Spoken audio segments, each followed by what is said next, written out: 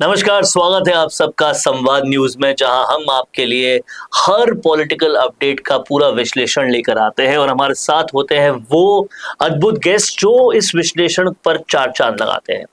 तो आप सुन रहे हैं राजनीति की बात सच्चाई के साथ और मैं हूं आपका होस्ट। और आज हमारे साथ हैं राजस्थान के जाने माने बीजेपी कार्यकर्ता, बीजेपी भवन निर्माण समिति के संयोजक दिनेश पोद्दार जी।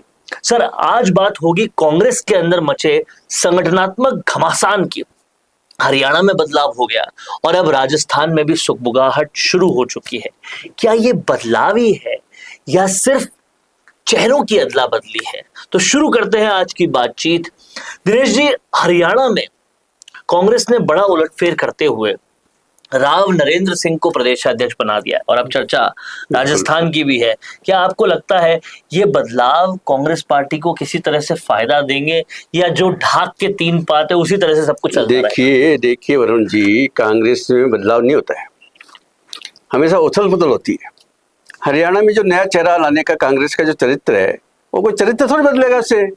राजस्थान में भी यही होगा, चेहरा नया चाल वही पुरानी। समस्या संगठन में नहीं है, सोच में है। जहां पार्टी परिवार के इर्द गिर्द घूमे और वहां बदलाव का क्या मतलब? जो पार्टी परिवार के साथ ही घूम रही है वहां क्या बदलाव होगा? परिवारवाद, वंशवाद, ये जब तक खत्म नहीं होगा कुछ आगे नहीं होगा। सर, राजस्थान में फिर से चर्चा है कि कांग्रेस प्रदेशाध्यक्ष जो है वो बदलेगा और नाम सबसे आगे है सचिन पायलट का। आप कैसे देखते हैं अंदरूनी राजनीति कांग्रेस की? देखिए वरुण जी, कांग्रेस की राजनीति अब दो लोगों को जो खेल की किताब बन चुकी है। एक पायलट जो उड़ना चाहते हैं और एक गहलोत जो उनको उड़ने नहीं दे रहे। बिल्कुल सही बात। दोनों अपनी अपनी कुर्सी के लिए लड़ रहे हैं, जनता के लिए नहीं लड़ रहे हैं। वो पार्टी को लग रहा है कि चेहरे बदलने से जमीनी सच्चाई छिप जाएगी, लेकिन जनता बहुत समझदार हो गई है। वो जानती है कि कांग्रेस के अंदर झगड़ा खत्म नहीं हुआ है और नेतृत्व तो बहुत कमजोर है उनका। ये तो सच बात है, सत्ता में थे तब तो लड़ते ही थे, लेकिन विपक्ष में भी इतना बुरी तरह से लड़ते हैं कि कांग्रेस में लड़ाई के सिवा कुछ दिखता नहीं। तो कांग्रेस में अब एक व्यक्ति एक पद की बात फिर से उठ रही है, बार बार उठती है। क्या इससे कोई सुधार होगा? बिल्कुल बिल्कुल भी नहीं होगा। कांग्रेस में फार्मूला तो बन जाते हैं पर पालन कभी नहीं होता है। पालन करते नहीं हो। आज भी राजस्थान में आप देख लीजिए ना, जो मंत्री है वो संगठन पर भी कब्जा कर रखना चाहता है और जो नेता है वो खुद को सीएम समझते हैं और जो कार्यकर्ता है वो बस भाषणों से तालियां बजाते हैं भाषणों में।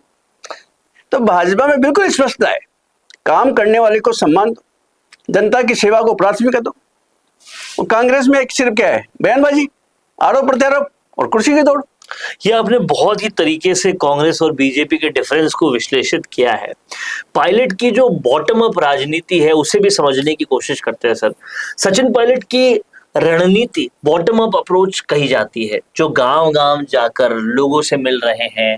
क्या ये कांग्रेस को किसी लेवल पर नई जान दे सकते हैं, कांग्रेस को आगे बढ़ा सकते हैं, कांग्रेस का सच में उत्थान कर सकते हैं? क्योंकि देश की सबसे पुरानी पार्टी पूरी तरह से खत्म होती है। देखिए वरुण जी, पायलट जी की जो मेहनत है उसमें कोई शक नहीं कर सकते, लेकिन कांग्रेस में मेहनत से ज्यादा मायने रखता है मनोनीत होना। क्या बात है! कांग्रेस में मेहनती लोग साइडलाइन कर दिए जाते हैं। आज अगर सचिन पायलट जी जनता से जुड़ने की जो कोशिश कर रहे हैं तो उनके अपने ही साथी उनके खिलाफ षड्यंत्र रच रहे हैं। कांग्रेस में नींव मजबूत करो की बात करने वाला नेता हमेशा ऊपर वाले की ईर्ष्या का शिकार बन जाता है। बहुत ही आपने अंदर जबकि बीजेपी में जमीनी कार्यकर्ता मुख्यमंत्री तक बन सकता है। हमारी पार्टी में पद नहीं परिश्रम बोलता है। पद नहीं परिश्रम बोलता है। कहीं ना कहीं बहुत डीप डाउन एनालिसिस के साथ दिनेश जी कह रहे हैं। सर, अगर आप कांग्रेस और बीजेपी में तुलना करें तो आपको बड़ा अंतर क्या नजर आता है और कहां नजर आता है? सबसे बड़ा फर्क है नीति और नीयत का। क्या बात है! बीजेपी जनता की बात करती है और कांग्रेस सत्ता की बात करती है। बीजेपी जनता की बात और कांग्रेस सत्ता की बात। बिल्कुल, बीजेपी विकास के एजेंडे पे चलती है और कांग्रेस विभाजन के एजेंडे पे। क्या बात है! बीजेपी में नेतृत्व तय है, कांग्रेस का नेतृत्व तलाशा जा रहा है। हमारे यहाँ माननीय नरेंद्र मोदी जी जैसे कर्मयोगी बैठे हैं, वहां हर नेता सिर्फ अपना भविष्य सुरक्षित करने में लगा है। कांग्रेस की स्थिति यही है। बहुत ही आपने ऐसा विश्लेषित किया कि आईना दिखा दिया है। सर आखिरी सवाल ये है कि आपको क्या लगता है, राजस्थान में आगामी विधानसभा चुनाव से पहले अगर कांग्रेस संगठन बदले तो कुछ असर पड़ेगा, अभी की जो स्थिति है उससे कुछ बेहतर होगी? देखिए, कांग्रेस अब उस पेड़ की तरह हो गई है जिसकी जड़ें बिल्कुल सड़ चुकी है। ऊपर से पत्ते हरे दिखने की कोशिश, मतलब वो जो पत्तों को हरा दिखाने की कोशिश कर रहे हैं। चेहरे बदलने से पार्टी का भाग्य नहीं बदलता है। राजस्थान की जनता ने देख लिया है कि कांग्रेस की सरकार ने वायदे जो है उससे ज्यादा विवाद किए हैं, विवादित दिए उन्होंने, और अब जनता का मन साफ हो गया है। 2028 नहीं, 2025 से ही लोग कह रहे हैं अब की बार फिर भाजपा सरकार। तो कहीं ना कहीं ये जो बात है वो सर ने बहुत क्लियर कर दी है कि कांग्रेस का चरित्र सामने आ गया है। बहुत ही बेबाकी से अपनी सारी बातें रखी दिनेश पोद्दार जी ने। संगठनात्मक बदलाव हो या राजनीतिक रणनीति, जनता अब देख रही है कि कौन काम कर रहा है और कौन सिर्फ और सिर्फ बयान दे रहा है। धन्यवाद दिनेश जी हमारे इस पॉडकास्ट में आने के लिए, और आपने कहीं ना कहीं बहुत ही क्लियरली सारी सिचुएशन को समझा दिया। धन्यवाद धन्यवाद।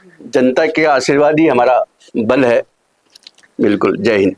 क्या बात है। तो आप सुन रहे थे राजनीति की बात सच्चाई के साथ। अगले एपिसोड में फिर मिलेंगे और एक और खास मेहमान के साथ मिलेंगे। दिनेश पोद्दार जी का भी सानिध्य लगातार लेते रहेंगे।